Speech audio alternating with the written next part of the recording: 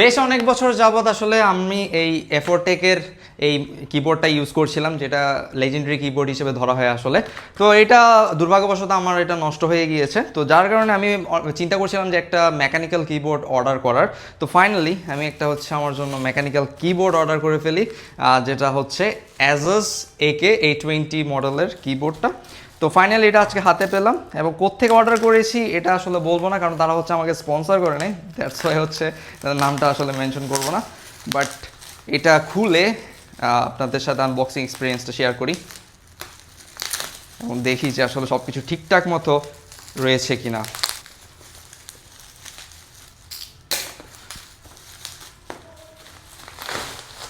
So এই হচ্ছে আমাদের অ্যাজাসের AK20 কিবোর্ডটি। আমি যে কালারটা পারচেস করছিলাম সেটা ছিল হচ্ছে হোয়াইট পার্পল। এখন দেখি আসলে ঠিকঠাক মতো দিল কিনা তারা। Right, wow. সো এখানে ফার্স্ট আমরা পাচ্ছি হচ্ছে একটা কি ক্যাপ স্পুলার, দেন আমরা পাচ্ছি একটা হোয়াইট ক্যাবল। এটা কোনো ব্রেডেড ক্যাবল না, এটা এমনি নর্মাল। সো বাট ক্যাবলের কোয়ালিটি কিন্তু বেশ ভালো, এবং টাইপ সি। তো এখানে কিবোর্ডটা ছাড়া আর একটা হচ্ছে ইউজার ম্যানুয়াল রয়েছে, যেটা আসলে কোনো কাজ নেই। আর এখানে আমরা হচ্ছে একটা ডাস্ট কভারও পাচ্ছি।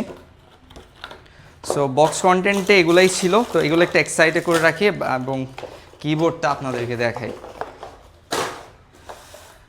সো এই হচ্ছে আমাদের কিবোর্ড। এটার বেশ কয়েকটা কালার ভ্যারিয়েন্ট আছে, তো আমি যেটা পারচেস করলাম সেটা হচ্ছে হোয়াইট পার্পল, আপনারা দেখতে পাচ্ছেন। এখানে একটা মেটাল নব রয়েছে। তো এটা বেসিক্যালি হচ্ছে একটা 75% লেআউটের কিবোর্ড, যেখানে হচ্ছে 81 কিস রয়েছে। তো এই কিবোর্ডটা আসলে বেশ কয়েকটা কালার ভ্যারিয়েন্টে আসে। আমি যেটা পারচেস করেছি সেটা হচ্ছে হোয়াইট পার্পল কালার ভ্যারিয়েশন, এবং এটাতে যে সুইচ ইউজ করা হয়েছে সেটা হচ্ছে অ্যাজাস সিসল সুইচ। এটাতে আরও বেশ কয়েকটা ভ্যারিয়েশন আছে। তো এটাই আর কি, এবং আমি চেষ্টা করব যে আসলে ফুল একটা ইনডেপথ ভিডিও খুব শীঘ্র আপনাদের মাঝে নিয়ে আসার জন্য। এবং জাস্ট আপনারা একটু জাস্ট কি প্রেসিংয়ের সাউন্ডটা শুনেন।